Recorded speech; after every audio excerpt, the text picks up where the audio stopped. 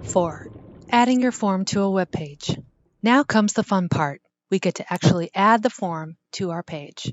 First, you'll want to create a page for the form. In LRS Antilles, forms are added to your web page as a plugin. Click on Insert Plugin and choose Form Builder from the Custom User Control. The form settings will pop up. Select the form that you want to add. Validate the plugin and click Insert. Save your page, and now you can preview it to see what it looks like on the front end. Here's what your form looks like.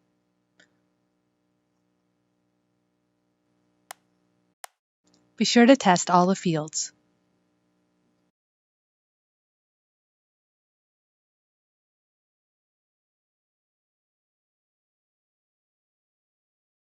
As you can see, we have a problem with one of our fields, so we need to go back to the form builder. Let's see what the problem is. If we click Advanced, we will see, we got an extra pipe at the end there, which is causing a blank field to be shown.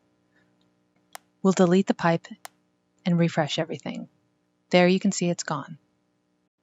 Here's another problem. We'll go back to the form builder. Click on Advanced to see what the problem is. We forgot to add option values. Let's do that, save it, and refresh the page. Boom. There they are. So that's how you create a basic form in LRS Antilles.